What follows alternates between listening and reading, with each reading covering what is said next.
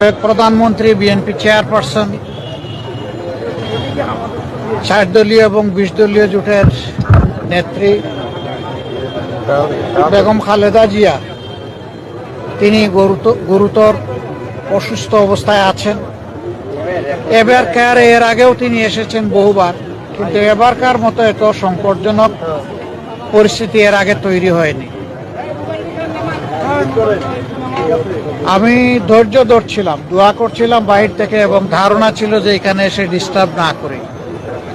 বিএনপির পক্ষ থেকেও সেই ধরনের একটা আহ্বান মহাসচিব জনাব মির্জা ফখরুল ইসলাম আলমগীর সাহেব জানিয়েছিলেন যে সবাই দোয়া করুন, এখানে এসে সবাই ভিড় করবেন না। এখানে ওনারও চিকিৎসা বিঘ্নিত হচ্ছে, আরও রোগীদের চিকিৎসা বিঘ্নিত হচ্ছে। তো আজকে আর কোনোভাবে মনকে বুঝাতে পারিনি, এই জন্য আসলাম। আমি ওনাকে দেখে এসেছি। এখন ওনার ডায়ালাইসিস চলছে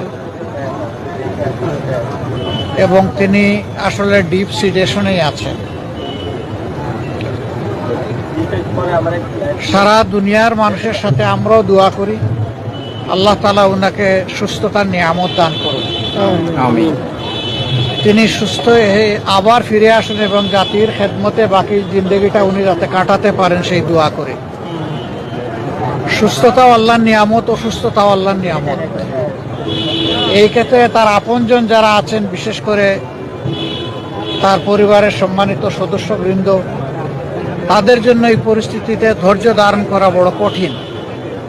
আমরা আল্লাহ তাআলার দরবারে দোয়া করি তারা যেন ধৈর্যের সাথে এই পরিস্থিতি মোকাবেলা করতে পারেন এবং আল্লাহর উপর তারাও যেন পূর্ণ ভরসা করতে পারেন। আল্লাহ তাআলার হাতে সব কিছুই আছে।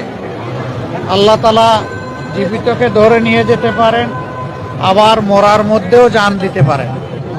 উনি এখনো যেহেতু আলহামদুলিল্লাহ সারভাইভ করছেন, আমরা আশা রাখি, আমরা দোয়া করি উনি সুস্থ হয়ে উঠবেন ইনশাআল্লাহ। আপনারা সবাই দোয়া করবেন। আর এখানে হসপিটালের যে ডিসিপ্লিন, এটার ক্ষেত্রে আমাদের কারোই ব্রেক করা উচিত না। আমি মাত্র 1.5 মিনিট সময় সেখানে দাঁড়িয়েছি। আমার কর্তব্য নিষ্ঠা আমাকে বলেছে যে তোমার সুযোগ থাকলেও দীর্ঘক্ষণ এখানে দাঁড়ানো উচিত নয়।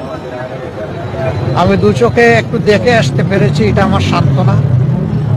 আবারও আল্লাহ তাআলার কাছে দোয়া করি আল্লাহ তার বান্দিকে ক্ষমা করুন, তার উপর রহম করুন এবং তাকে সুস্থতার নিয়ামত দান করুন। আমিন। আসসালামু আলাইকুম ওয়া রাহমাতুল্লাহ।